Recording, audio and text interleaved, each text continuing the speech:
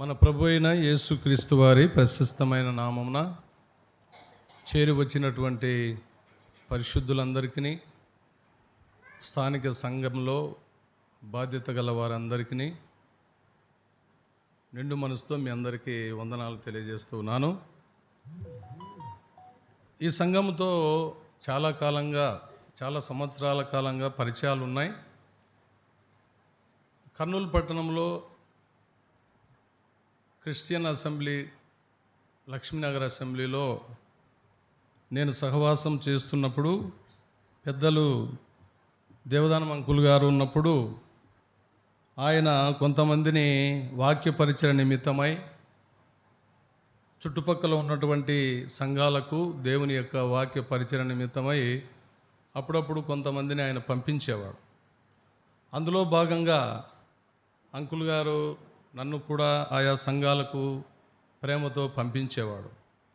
ఆ రీతిగా ఈ సంఘంలో కూడా అప్పుడప్పుడు వచ్చి దేవుని వాక్యము ప్రకటిస్తూ వస్తున్నాను. కాబట్టి ఈ సంఘముతో నాకు పరిచయం ఉందని మరొకసారి నేను జ్ఞాపకం చేస్తూ ఉన్నాను.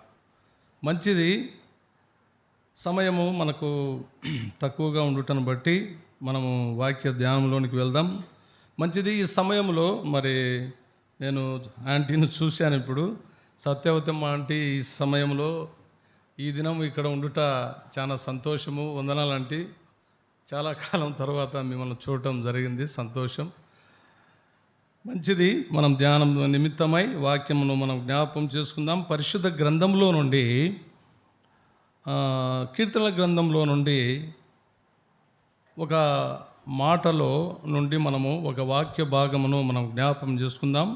కీర్తనల గ్రంథము 118వ కీర్తనలో నుండి ఒక వాక్య భాగాన్ని మనము చదువుకుందాం. కీర్తనల గ్రంథము 118వ కీర్తన 15వ వచనం. నీతిమంతుల గుడారములలో రక్షణను గూర్చిన ఉత్సాహ సునాదము వినబడును.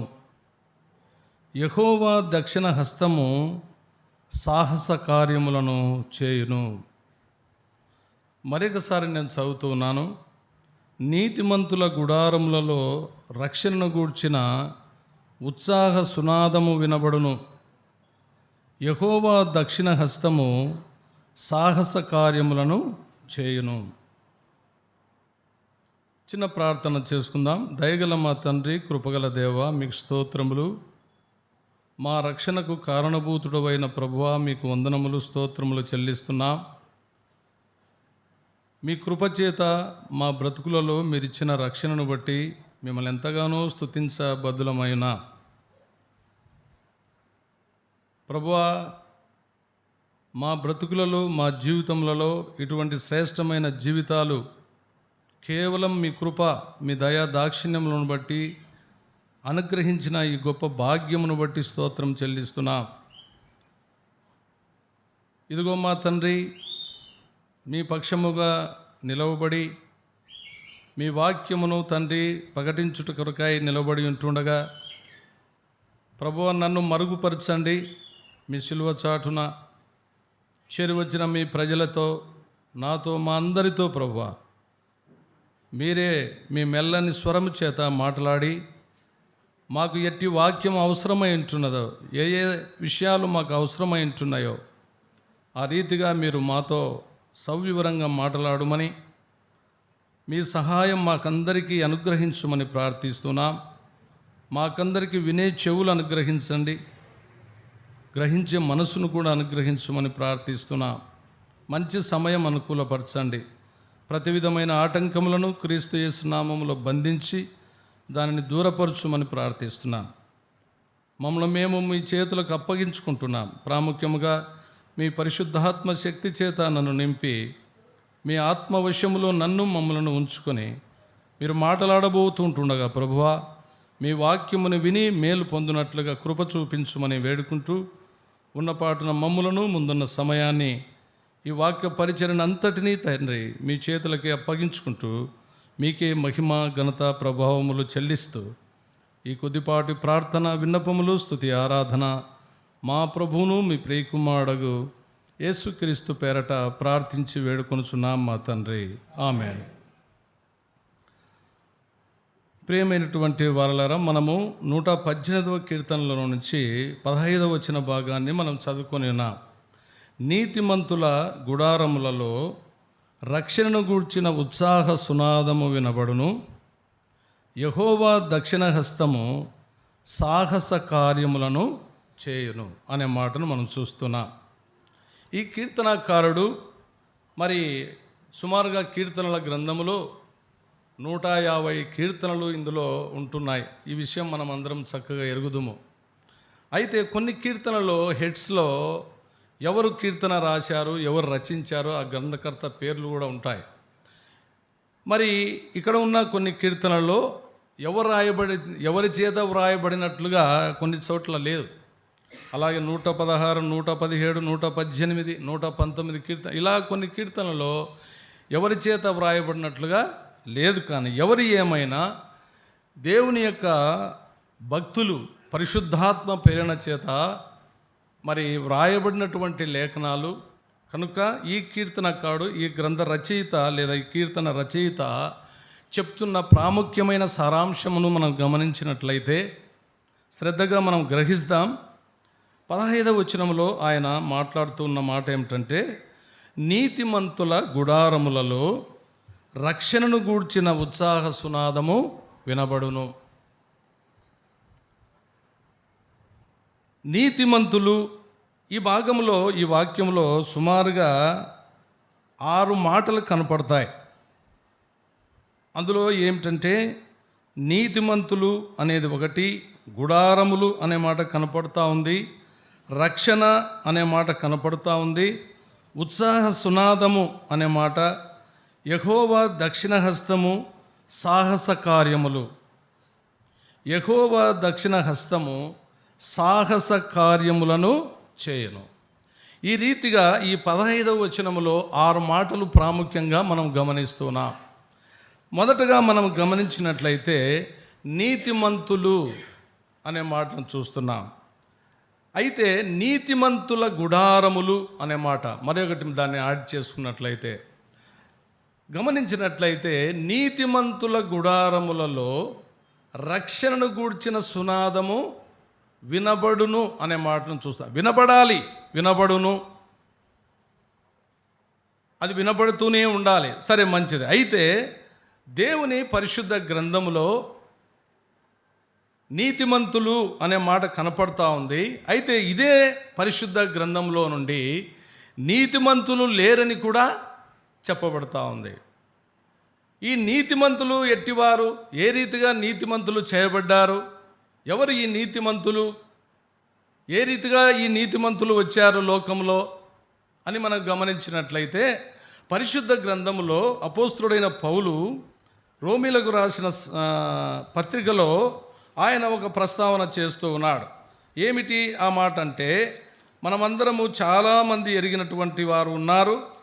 రోమీలకు రాసిన పత్రిక 3వ అధ్యాయంలో పౌలు మహాశయుడు 10వ వచనంలో నుంచి ఈ రీతిగా మాట్లాడుతూ ఉన్నాడు. ఆయన ఇందును గురించి వ్రాయబడినదేమనగా 10వ వచనం 3:10, నీతిమంతుడు లేడు, ఒక్కడును లేడు, గ్రహించువాడెవడును లేడు, దేవుని వెదుకువాడును లేడు.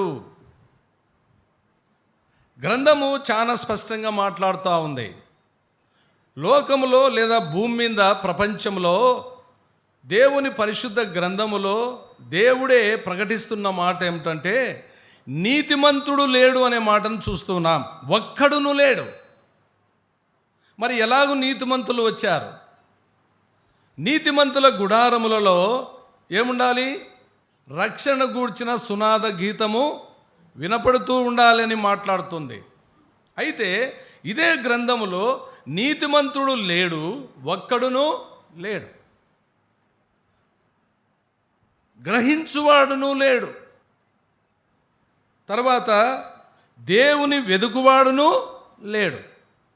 తర్వాత 12వ వచనంలో అందరును త్రోవ తప్పి ఏకముగా పలికిమాలిన వారైరి, మేలు చేయువాడు లేడు, ఒక్కడైనను లేడు.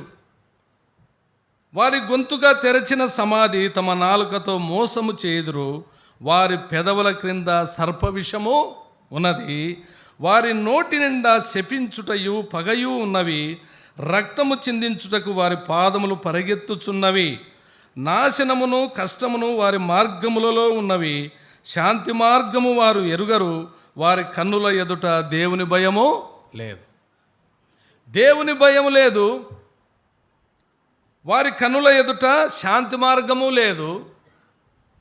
తర్వాత వారి గొంతుక తెరచిన సమాధి. నోరు తెరిస్తే సమాధి ఎలా ఉంటుందండి? చాలామందికి ఎరుగుదు. మనం సమాధి చేయబడిన వారు సమాధి ఒకసారి మనం తెరిస్తే మంచి సువాసన వస్తుందా? ఎట్టి వాసన వస్తుందో మనం ఎరుగుదుము. అంటే మన హృదయంలో నుంచి లేదా మన గొంతుక, మన నోరు ఏ రీతిగా మానవుని యొక్క స్థితి, వాని యొక్క హృదయం ఉంటున్నదంటే, వారి నోటి నిండా ఏముందంట? శపించుటయు, పగ, ద్వేషం, అసూయ, మత్సరము, ఇవన్నీ కూడా తమ హృదయములో నింపబడినటువంటి మానవుని హృదయము బహురీతిగా చెడిపోయి ఉన్నది. ఇర్మీయా గ్రంథంలో మనం ఎరుగుదుము, హృదయము అన్నిటికంటే మోసకరమైనది, అది ఘోరమైన వ్యాధి కలది. మరి నీతి ఎలాగొస్తుంది ఇటువంటి మానవుల్లో? ఏమండి, మనమందరం నీతిమంతులమేనా? మనమందరము పరిశుద్ధులమేనా? ఒకప్పుడు మన బ్రతుకులో, మన జీవితంలో గమనించినప్పుడు, ఒకసారి నా జీవితంలో మనం వెనుకకు ఆలోచించగా నీ బ్రతుకేమిటో నా బ్రతుకేమిటో మనమందరము ఎరగగలం. ఈ లక్షణాలన్నీ మన జీవితాలలో లేవంటారా? ఏమండి, శపించుట, సొంత బంధువులే శపిస్తారు, ఇది నాశనమైపోనుగాక అంటారు. వీడు నాశనమై కావాలి, ఒరే నీ వంశం నాశనమైపోవాలరా అనే వాళ్ళు ఉన్నారు. లేరమ్మా, పల్లెలో పోతే తెలుస్తుంది. మేమంతా పల్లెలలో పుట్టి పెరిగి వచ్చిన వాళ్ళం. శాపనార్థాలు ఇవన్నీ వాస్తవంగా గ్రంథంలో వ్రాయబడినటువంటి మాటలు ఇవి. వారి గొంతుక అనగా వారి గొంతు లేదా వారి నోరు ఏమంట? తెరచిన సమాధి. సమాధిలో ఎవరుంటారు? సజీవులు, జీవించు వారు ఉంటారా? చనిపోయిన వారు ఉంటారా? చనిపోయిన వారు సమాధిలో ఉంటారు. అంటే మన జీవితము దేవుని ఎదుట అలాగున్నది. ఎఫెసీయులకు రాసిన పత్రిక 2వ అధ్యాయము 1వ వచనంలో మనం చూస్తాం, మీ అపరాధముల చేతను మీ పాపముల చేతను మీరు చచ్చిన వారై ఉండగా. కనుక మనమందరము కూడా గతకాలంలో అనగా యేసుక్రీస్తును నమ్మక ముందు జీవితంలో మనమందరముడుగా ఇటువంటి స్థితిలో, ఇటువంటి జీవితంలో జీవించినటువంటి వారం. మన యందు ఏ నీతి లేదు, మన యందు ఏ పరిశుద్ధత లేదు, మన యందు ఏ పవిత్రత లేదు. దేవుడు అనగా ఏమో మనకు తెలియదు.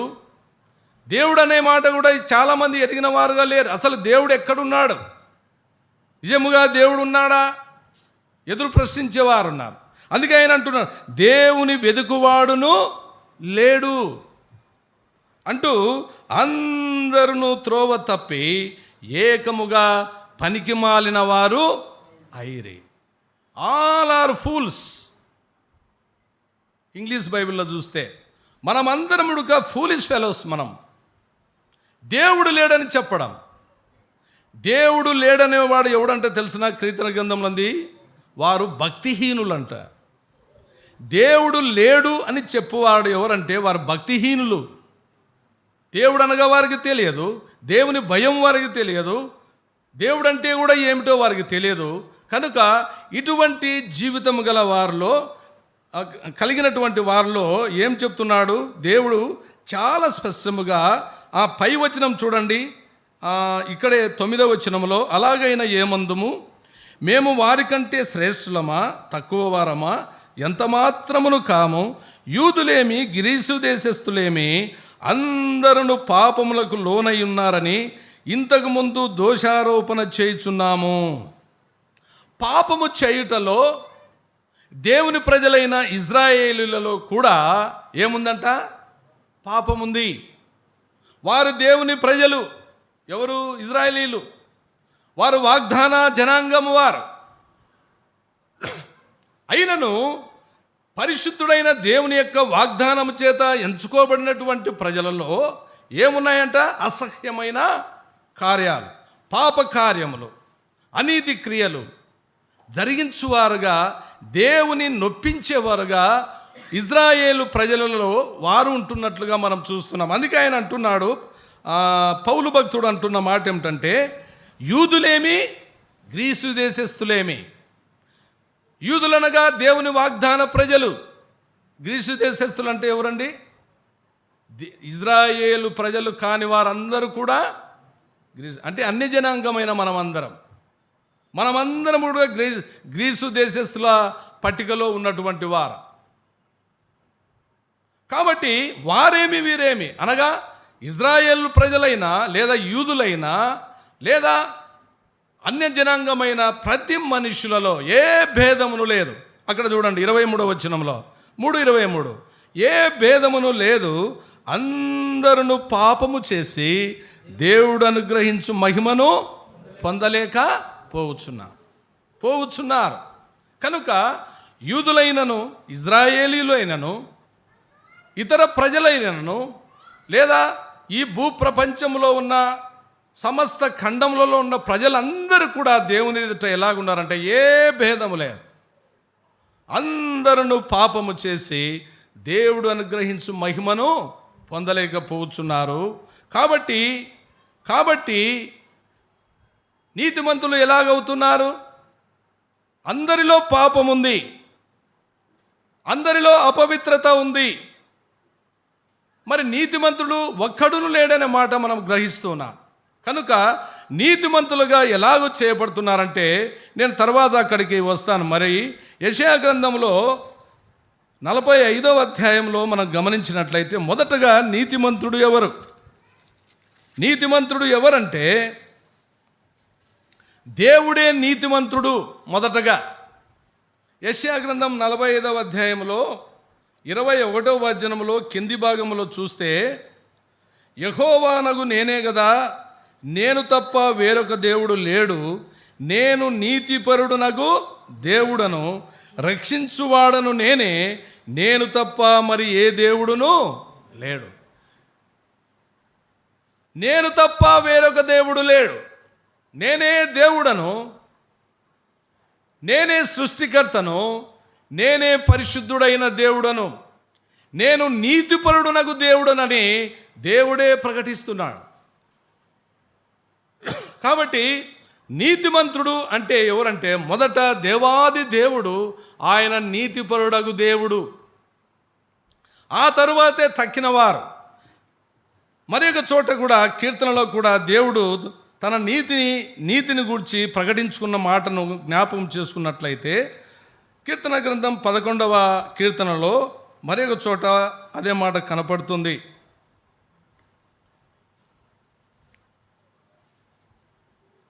7వ వచనం చూడండి, 11:7 కీర్తన. యెహోవా నీతిమంతుడు, ఆయన నీతిని ప్రేమించువాడు, యథార్థవంతులు ఆయన ముఖదర్శనము చేసెదరు. యెహోవాయే నీతిమంతుడు, దేవుడే నీతిమంతుడు. ఆయన తప్ప మరి యొక్క నీతిమంతుడు ఎవడను కూడా పైనున్న ఆకాశమందు కానీ కిందన్న భూమి మీద ఉన్న కానీ ఎవరిను కూడా నీతిమంతుడు అనేవారు పైనున్న పరలోకంలో కావచ్చు, కిందన్న భూలోకంలో కావచ్చు, ఎవరిని కూడా నీతిమంతుడు లేరు అని దేవుని యొక్క వాక్యం ద్వారా మనం గమనిస్తూ ఉన్నాం. ఆయనే చెప్పిన మాట, నేనే నీతిపరుడునగు దేవుడను, నేనే రక్షకుడను, నేనే దేవుడను అనే మాటలు మనం గమనిస్తాం.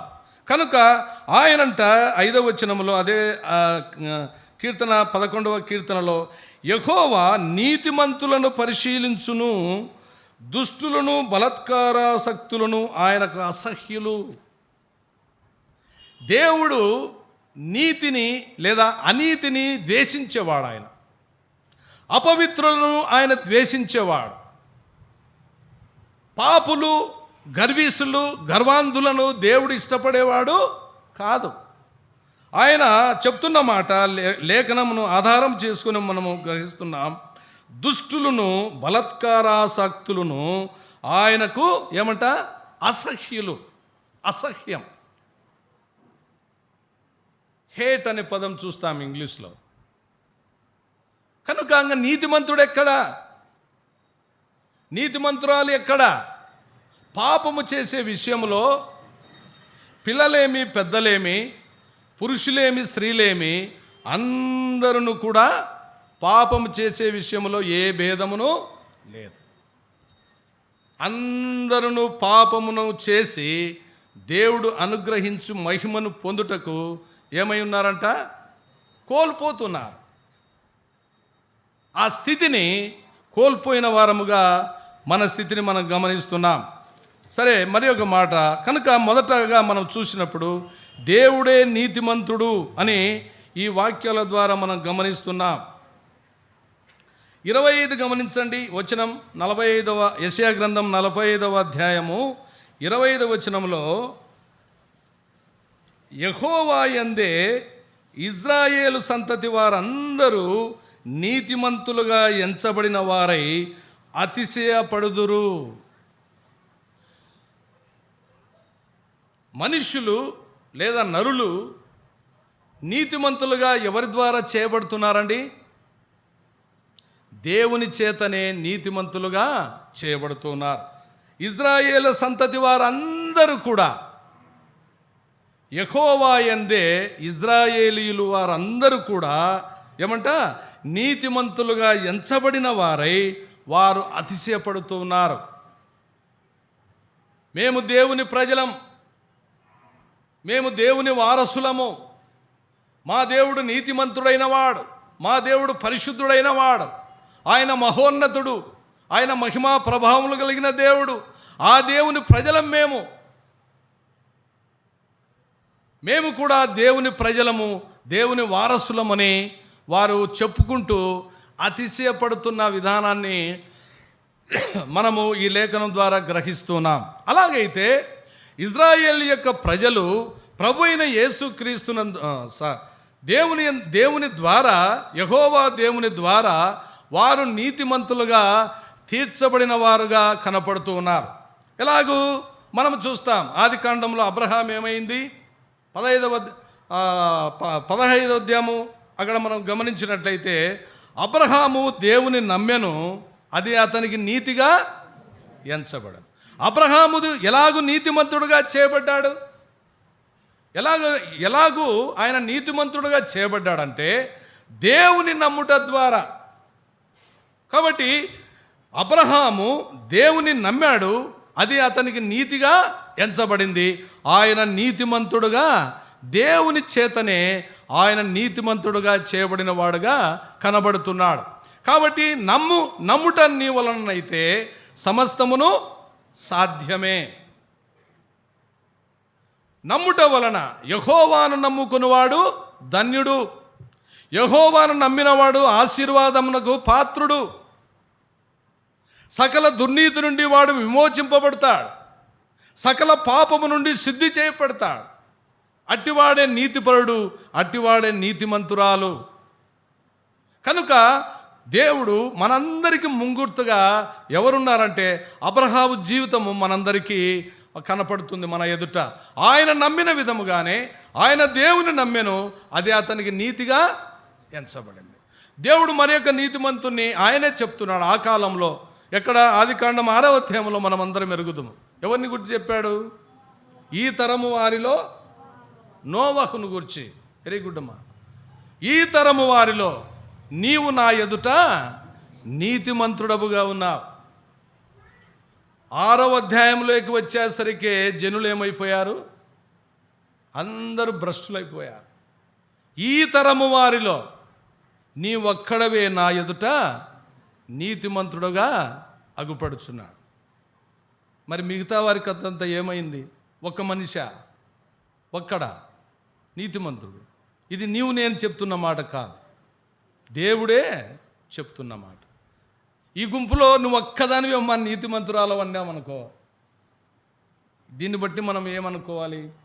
మిగతా వారంతా ఏంటి? నువ్వు ఒక్కడవన్నా నీతిమంతుడవు ఈ గుంపులో అంతా అంటే ఎలాగుంటుందండి? ఆ మనిషికి ధనకరమే, ఆ సోదరికి ధన్యకరమే. అయితే అలాగైతే మనమందరము నీవు నీతిమంతుడవు అంటే నోహు ఏ విధముగా దేవుని చేత పిలువబడుతున్నాడో ఈ తరము వారిలో నీవే నా ఎదుట నీతిమంతుడవుగా ఉన్నావు అన్న చెప్పిన స్టేట్మెంట్. ఇలాగూ పాత నిబంధన గ్రంథములో కొంతమందిని మాత్రము నీతిమంతులను జ్ఞాపం చేసి అంటే కేవలం వారి పేర్లు చెప్పి నేను ముందుకు సాగిపోతాను, ఎందుకంటే సమయము తక్కువగా ఉంది. నోవహును గుర్చినటువంటి దేవుడు చెప్పిన స్టేట్మెంటు దానికి తిరుగులేదు. ఇక తర్వాత హనోక్ అనే ఒక భక్తుడు ఉన్నాడు, ఆయన కూడా నీతిమంతుడు, ఆయన దేవునితో నడిచినటువంటి వాడు. అలాగే అబ్రహాము తర్వాత సంతతి. అబ్రహాము దేవుని నమ్మెను, అది అతనికి నీతిగా ఎంచబడింది. ఆ తర్వాత మరెవరు వచ్చారు నీతిమంతులు, ఇలా చాలామంది ఉన్నారు, మనం కొంతమందిని జ్ఞాపం చేసుకుంటున్నాం. అలాగనే దావీదును గుర్చినటువంటి మాట కూడా ఆయనను గురించి దేవుడు చెప్పిన స్టేట్మెంట్ ఏంటి? దావీదు నా హృదయానుసారుడైన మనుష్యుడు. ఈ విషయాన్ని మనము చాలామంది ఎరిగిన వారము చదువుకుంటుంటాము, గ్రహిస్తూ ఉంటాం. కానీ దావీదు జీవితంలో కేవలం ఒక చిన్న దానిని పట్టుకొని కొంతమంది విపరీతమైన ప్రసంగాలు చేస్తూ ఉంటారు. దావీదు జీవితంలో బత్షెబా విషయంలో చేసిన ఒక తప్పిదాన్ని పట్టుకొని కొంతమంది ప్రసంగాలు చేస్తూ ఉంటారు, వీరేదో గొప్ప నీతిమంతులైనట్టు. మనకు అనవసరం అది. దేవుడు ఆ కాలంలో, అది అజ్ఞాన కాలం అని రాయబడింది, ఆ కాలంలో జరిగిన విషయాలు మనకు అనవసరం. దేవుడు చెప్పిన ఆ స్టేట్మెంట్ ఏమిటంటే, దావీదు నా ఇష్టానుసారుడైన మనుష్యుడు. ఎందుకు ఆయన అంతలా బిరుదు పొందాడు?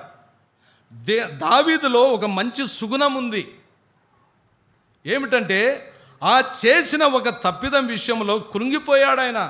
దేవా, నా పాపము పోవునట్లుగా నన్ను శుద్ధునిగా చేయుము, ఇస్సోపుతో నా పాపమును కడుగుము దేవా, నీ రక్షణానందము నా హృదయంలో నుండి తీసివేయకుము దేవా అని తన పాపపు స్థితిని ఒప్పుకున్నటువంటి వాడు. ఉన్నది ఉన్నట్టుగా, దేవా నీకు విరోధముగా నీ ఎదుట నేను పాపము చేసిన వాడను, నా పాపమును క్షమించు ప్రభువా, నీ రక్షణను నాకు దూరము చేయకుమని కృంగిపోయినటువంటి వాడు. విరిగి నలిగిన హృదయముతో దేవుని సన్నిధిలో మొరపెట్టినటువంటి జీవిత అనుభవం. చాలామంది తప్పిదాలు చేసి కప్పిపుచ్చుకుంటారు. తమ దోషములను కప్పుకొనక ఒప్పుకున్నవాడు ధన్యుడు. ఈ జీవితం, ఈ గుణము దావీదు జీవితంలో ఉంది. చేసిన తప్పిదమును ఒప్పుకున్నట్లయితే, అందుకే కదా 1 యోహాను పత్రిక 1వ అధ్యాయం 9వ వచనంలో ఏముందండి? మన పాపములను మనము ఒప్పుకొనిన ఎడల ఆయన నమ్మదగిన వాడును నీతిమంతుడును గనక మన సమస్త దుర్నీతి నుండి ఆయన మనలను పరిశుద్ధులునుగా చేయు. మనమందరము కూడా గతకాలంలో పాపాత్ములమే, మనమందరము అనీతిమంతులమే, అపవిత్రులమే. అయితే ఎలాగ మనము నీతిమంతులుగా చేయబడి ఉన్నామంటే, ఇదే రోమా పత్రికలోనికి వస్తాం, 3వ అధ్యాయము 22వ వచనంలో, అది యేసుక్రీస్తునందలి విశ్వాస మూలమున అయినదై నమ్మువారందరికీ కలుగు దేవుని నీతి అయి ఉన్నది. మనమందరము కూడా తన ప్రియకుమారుడైన ప్రభువైన యేసుక్రీస్తునందు విశ్వాసముంచుట ద్వారా, తన ప్రియకుమారుడైన యేసుక్రీస్తునందు నమ్మిక ఉంచుట ద్వారా మన సమస్త పాపము ఆయన పరిహరించి ఉన్నాడు. మన ప్రతి పాపమును ఆయన అమూల్యమైన రక్తములో, నిర్దోషమైన నిష్కలంకమైన ఆయన స్వరక్తములో, కలువరి శిలువలో ఆయన కార్చిన తన స్వరక్తములో మన ప్రతి పాపమును ఆయన కడిగి మనలను పవిత్రులుగా చేసి, ఇదిగో తన నీతి యావత్తును మన యందు నివసించున్నట్లుగా తన కృపను మన ఎడల విస్తరింపచేశాడు. కాబట్టి నమ్మువారందరికీ కూడా క్రీస్తు యేసునందలి విశ్వాస మూలమునై నమ్మువారందరికీ కలుగు దేవుని నీతి అయి ఉన్నది.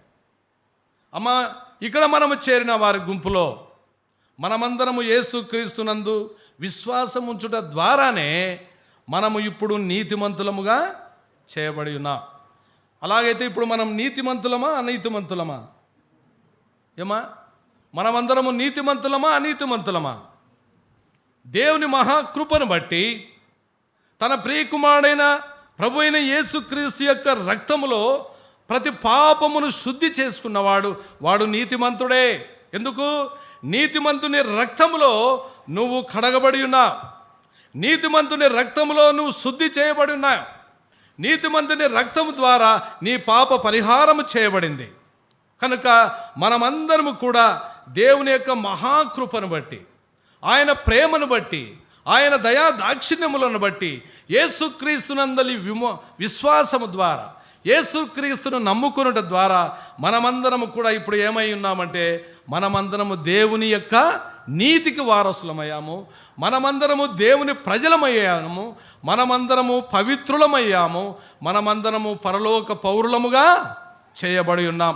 మనమందరము తేజవాసుల పరిశుద్ధుల స్వాస్థ్యములో మనందరి తన కృపను బట్టి ఆయన మనల్ని పాలివారుగా చేసి ఉన్నాడు. కాబట్టి ఏ భేదం లేదు అనే మాట చూసాం. కాబట్టి 24 చూడండి. కాబట్టి నమ్మువారు ఆయన కృప చేతనే క్రీస్తు యేసునందలి విమోచనము ద్వారా ఉచితముగా నీతిమంతులని తీర్చబడుచున్నారు. డైరెక్ట్ స్టేట్మెంట్ ఇది. మనమందరము ఎలాగూ నీతిమంతులముగా చేయబడ్డాం. ఇజ్రాయేలు ప్రజలైతే వారందరూ యెహోవా యందే వారందరూ నీతిమంతులుగా చేయబడి ఉన్నారు. మనం ఎలాగో నీతిమంతులుగా చేయబడ్డాము? రోమా 3:24 ప్రకారం కాబట్టి నమ్మవారు ఆయన కృపచేతనే క్రీస్తు యేసునందలి విమోచనము ద్వారా ఉచితముగా నీతిమంతులని తీర్చబడుచున్నారు.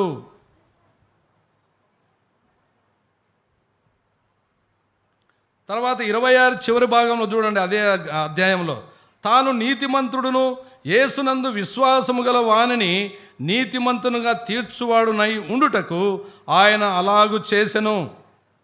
తర్వాత 28వ వచనములో కాగా ధర్మశాస్త్ర సంబంధమైన క్రియలు లేకుండా విశ్వాసము వలననే మనుష్యులు నీతిమంతులుగా తీర్చబడుచున్నారని ఎంచుచున్నాము. ధర్మశాస్త్ర సంబంధమైన క్రియల మూలముగా ఏ మనుష్యుడు నీతిమంతుడుగా చేయలేకపోతున్నాడు. తప్పు ఒప్పుకుంటాడు, మరల కొంతకాలం అయితే తిరిగి పాపం చేస్తున్నాడు. తిరిగి బలుల సమర్పిస్తున్నారు పాప పరిహారం నిమిత్తమై. మాటి మాటికి చేయుచున్న పాపములను బట్టి మాటి మాటికి కూడా బలులు అర్పించవలసిన అవసరత ధర్మశాస్త్రం మూలముగా ఉంటూ ఉన్నది. అయితే అట్టి అవసరత లేకుండా ఇదిగో తన ప్రియకుమారుడు సదాకాలము నిలుచు ఒకే ఒక బలియాగముగా మనందరి పాపముల నిమిత్తమై సర్వలోక మానవుల పాప పరిహారము నిమిత్తమై సదాకాలము నిలుచు ఒకే ఒక బలిగా ఆయన కలువరి శిలువలో లేఖనముల ప్రకారం ఆయన మరణించాడు. లేఖనముల ప్రకారం ఆయన సమాధి చేయబడ్డాడు. లేఖనముల ప్రకారము సమాధిని జయించి 3వ దినమున మృత్యుంజయుడుగా లేచి ఆయన పరలోకమునకు ఆరోహణమై మహామహుడగు దేవుని కుడిపార్శ్వమున ఆయన ఆసీనుడై ఉన్నాడు. కాబట్టి ఆయన కృప చేత మనమందరము కూడా నీతిమంతులముగా చేయబడి ఉన్నాం. ఈ రీతిగా మనమందరము కూడా నీతిమంతులముగా చేయబడి ఉన్నాం. మంచిది. మనము చదువుకున్న లేఖనంలో ఇప్పుడు మనము ఎవరమని చెప్పుకుంటున్నామమ్మా? ఏమ్మా మనమందరం ఇప్పుడు ఎవరము చెప్పండి, పర్వాలేదు. వాక్యం వింటున్నాము కదా మనమందరం ఎవరము అంటే యేసుక్రీస్తుని నమ్మి ఆయన దేవుడని ప్రభువని నువ్వు ఒప్పుకొని నీ హృదయంలో ఆయనను విశ్వసించి తండ్రి కుమార పరిశుద్ధాత్మ నామములో ఎవరైతే బాప్తీసం తీసుకొని ఉన్నారో వారందరి పాపములు క్షమించబడి ఆయన ప్రతి వారిని కూడా ఆయన నీతిమంతులుగా చేసి ఉన్నాడు. ఆ అనుభవం ఎవరి జీవితంలో ఉందో వారందరూ ఎవరంట? నీతిమంతులే. పాట పాడుతున్నాము కదా మనం, దేవుని వారసులం. ఆ పాడండి వచ్చిన వారు. ప్రేమ నివాసులము నవయుగ సైనికులం పరలోక పౌరులము హల్లెలూయ నవయుగ సైనికులం, పరలోక పౌరులము, దేవుని వారసులం. ఈరోజు ఈ పాట ఎట్లా పాడుతున్నాను? అందుకే ఇక్కడ చెప్పింది ఆ మాట. కీర్తనకారుడు 118:15 మనం చదువుకున్న మాట ఏంటంటే, నీతిమంతుల గుడారములలో రక్షణ గూర్చిన సునాదము వినపడును. ఆ గీతం పాడుతున్నావా? నీతిమంతుల హృదయంలో. గుడారం అనగా ఏమిటండి అసలు?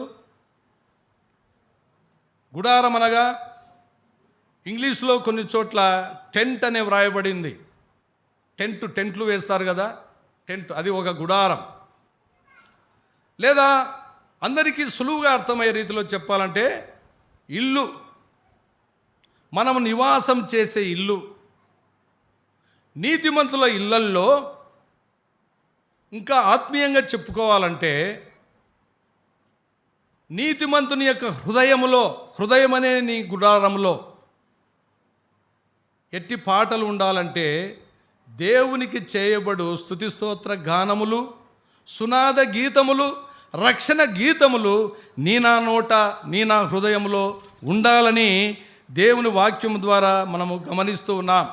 నీతిమంతుల హృదయములలో లేదా నివాసములలో లేదా నీ హృదయంలో ఏమై ఉండాలంట? ఆ రక్షణను గూర్చినటువంటి ఆ రక్షణ మాధుర్యాన్ని పాటగా పాడుకునే స్థితి నీ నా జీవితంలో ఉండాలి అంటున్నాడు. అలాగైతే నిర్గమాకాండంలోనికి మనం వెళ్ళినప్పుడు అక్కడ దేవుని ప్రజలైన వారు ఇజ్రాయేలీలు 15వ అధ్యాయంలో వారు ఒక పాట పాడుతున్నారు. వారు ఎలాగూ 14వ అధ్యాయంలో దేవుడు వారిని ఐగుప్తుల యొక్క ఫరో ద్వారా తరమబడుచు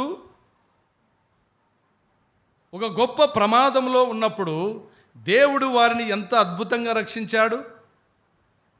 వారందరూ మరణము కావలసిన వారు, భయంకరమైన బానిసత్వంలో ఉన్నవారు. అట్టి వారిని దేవుడు మోసే నాయకత్వంలో నడిపిస్తూ ఉన్నాడు. వారి ఎదుట ఎర్ర సముద్రం వచ్చింది. ముందు ఎర్ర సముద్రము, వెనుక ఎవరు వస్తున్నారు? ఫరో సైన్యం వస్తూ ఉంది. ఏదో ముందు పోతే గొయ్యి, వెనుక ముందు పోయినా ఇబ్బంది, వెనుక పోయినా ఇబ్బంది. వెనుక శత్రువు తరుముతూ ఉన్నాడు, ముందు వెళ్దామంటే భయంకరమైన పెద్ద మహాసముద్రము వారి ఎదుట ఉన్నది. ఒక సంకటమైన స్థితిలో వారు పడిపోయి ఉన్నారు. ప్రాణాపాయమైన స్థితిలో వారు పడిపోయారు. ఆ స్థితిలో దేవుడు వారిని అద్భుతముగా ఆ ఎర్ర సముద్రమును పాయలుగా చీల్చి ఆరిన నేలలో నడిచినట్లుగా ఆ జనాంగమంతటిని కూడా ఆ సముద్రంలో నడిచినట్లుగా దాటించినటువంటి గొప్ప దేవుడు. అదే దేవుని యొక్క సాహస కార్యములు.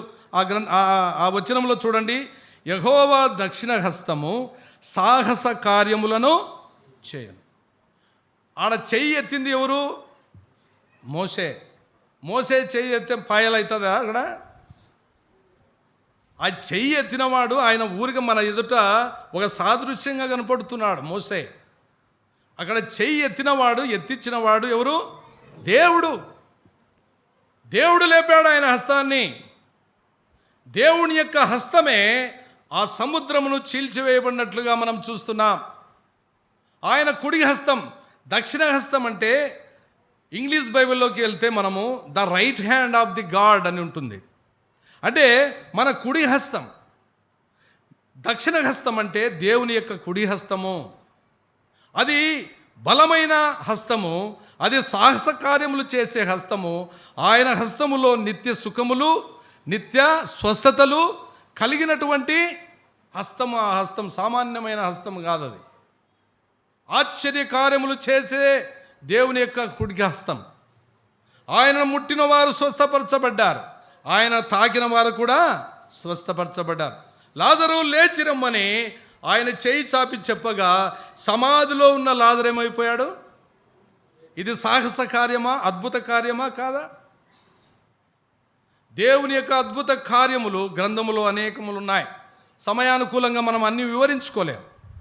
కనుక దేవుని యొక్క హస్తము అనగా ఆయన కుడి హస్తము, ఆ హస్తం ఏమిటంటే అది దయగల హస్తము, అది కరుణాహస్తము, అది సాహస కార్యములు చేసే హస్తము, బల శౌర్యములు గల హస్తము.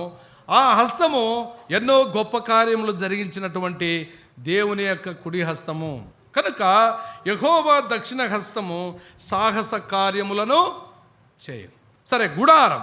ఈ గుడారం ఎవరనగా మనం చూస్తాం చూడండి. పూర్వకాలంలో మహా భక్తులందరూ కూడా, అంటే అబ్రహాము మొదలుకొని అబ్రహాము, ఇస్సాకు, యాకోబు, ఈ భక్తులందరూ కూడా ఆ కాలంలో వారు గుడారములలోనే నివసించినట్లుగా మనం చూస్తాం.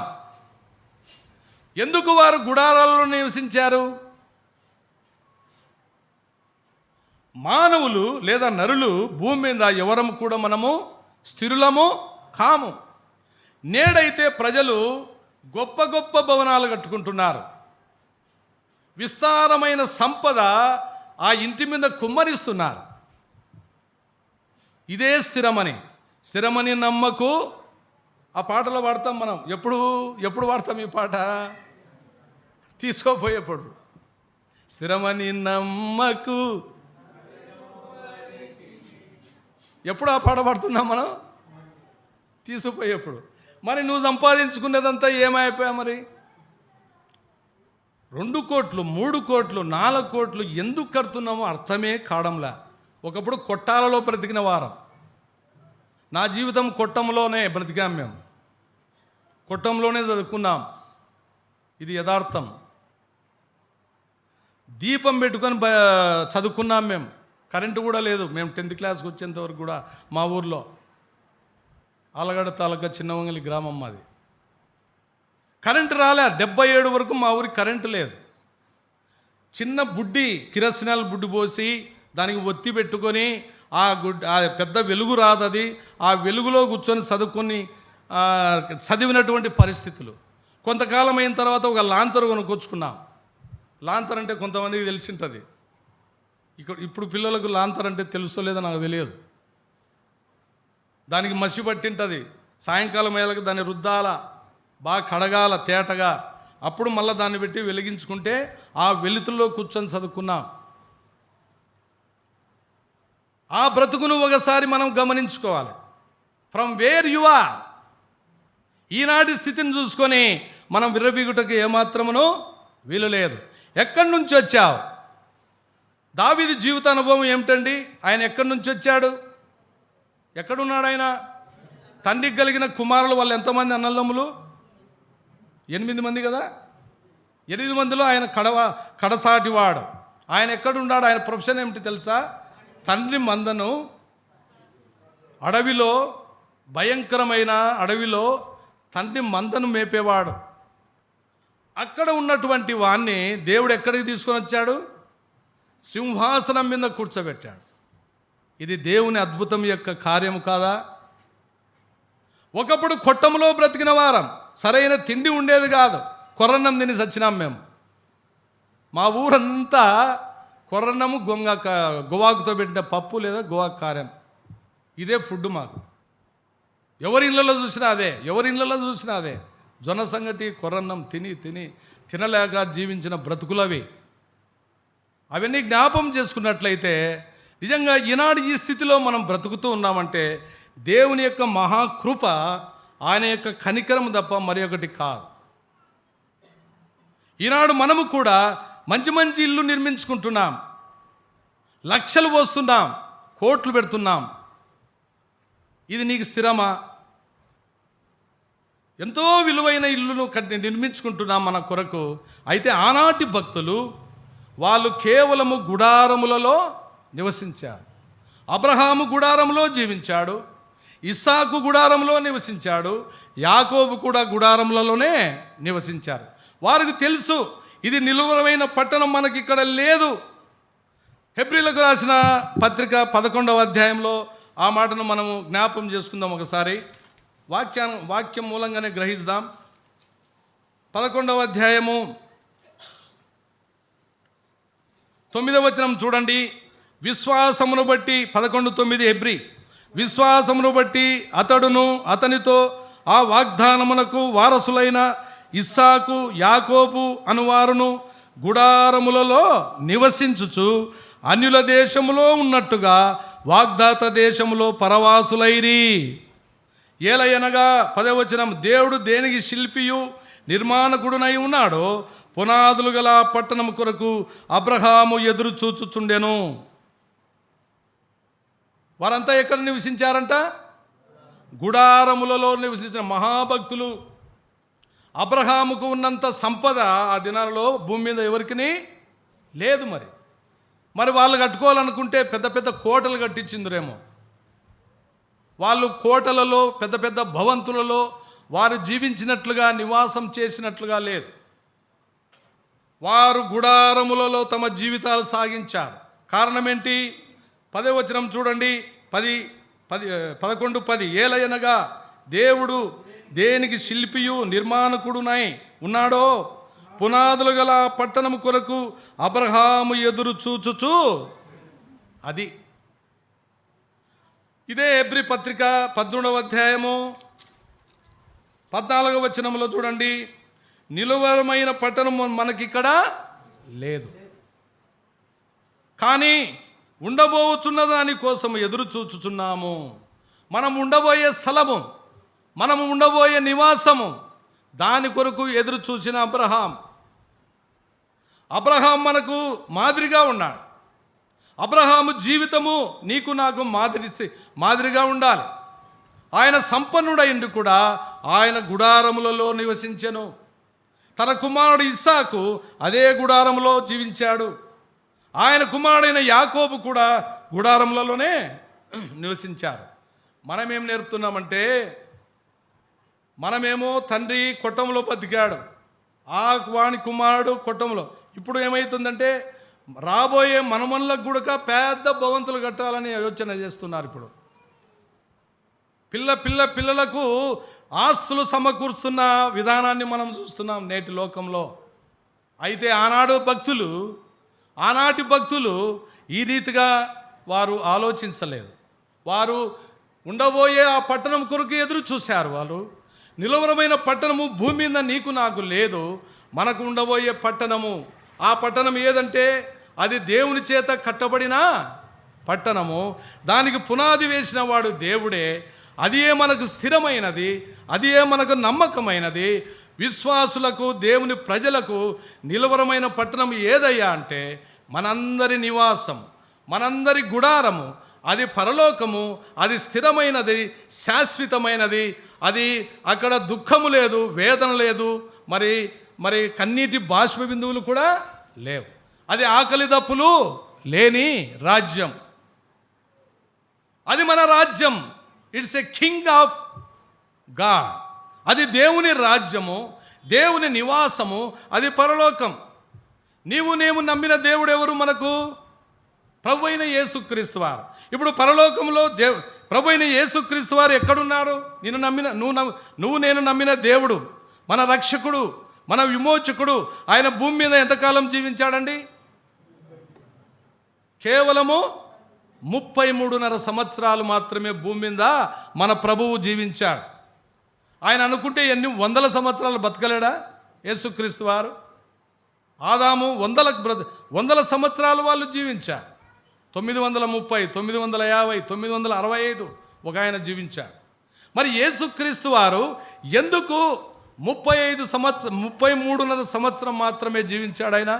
ఇప్పుడు ఆరాధనలో మనం విన్నాం, ఒక మాటను అన్న జ్ఞాపకం చేశాడు, నా దేవా నా దేవా నన్నెందుకు చెయ్యి విడిచితివి. ఆయన తండ్రి, వారిద్దరికి తండ్రి కుమారునికి ఎడబాటు వచ్చింది. తండ్రి కుమారుని యొక్క చెయ్యి విడవకపోతే నీకు నాకు పాప క్షమాపణ లేదు. ఆయన కలువరి శిలువలో ప్రాణము పెట్టకపోతే, ఆయన బలియాగము కాకపోతే జనులకు రక్షణ లేదు. కనుకనే 3:16 యోహాను సువార్త 3:16 ఏమని ఉంది అక్కడ? దేవుడు లోకమును ఎంతో ప్రేమించెను కాగా తన ప్రియ కుమారుని యందు విశ్వాసం ఉంచువాడేమంట నిత్య జీవం పొందే కృపను తన కుమారుని ద్వారా అనుగ్రహించున్నాడు లోకానికి. కనుకనే కుమారుని యొక్క చెయ్యి ఆయన విడిచిపెట్టవలసి వచ్చింది. కనుక నువ్వు నేను నమ్ముకున్న దేవుడు ఏమంట, ఆయన ఎక్కడున్నాడు? మన దేవుడు, మనం నమ్ముకున్న దేవుడు ఎక్కడున్నాడు? ఇప్పుడు భూమి మీద ఉన్నాడా? ఆయన ఉండేది ఎక్కడ? పరలోకం.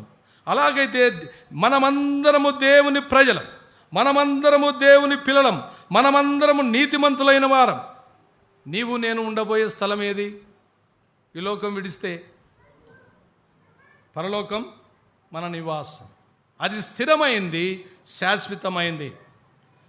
మన తండ్రి ఉన్న లోకంలోనికి, ఆయన ఉండే రాజ్యంలోనికి ఆయన మనం పిలుచుటకు ఇదిగో ఆయన త్వరగా రాబోచున్నాడు. ఆయన మేఘారూఢుడై రాబోచున్నాడు. అది త్వరలో రాబోచున్నాడు. దానికి మనం సిద్ధపాటు కలిగి ఉన్నామా?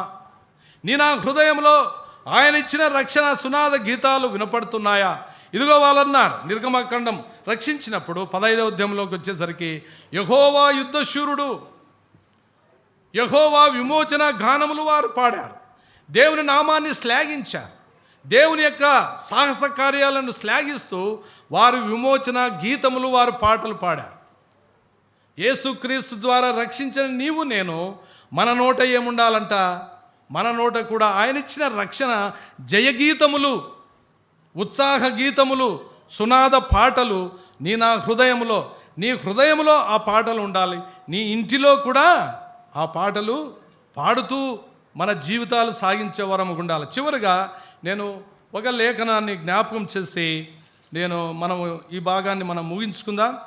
ఇంకా సవివరంగా మాట్లాడటకు సమయము మనకు లేదు కనుక ఎఫెసీయులకు రాసిన పత్రికలలో నుండి ఒక మాటను జ్ఞాపకం చేసుకొని నేను ఈ వాక్య భాగాన్ని ముగించదలుచుకున్నాను. ఎఫెసీయులకు రాసిన పత్రిక 5వ అధ్యాయంలో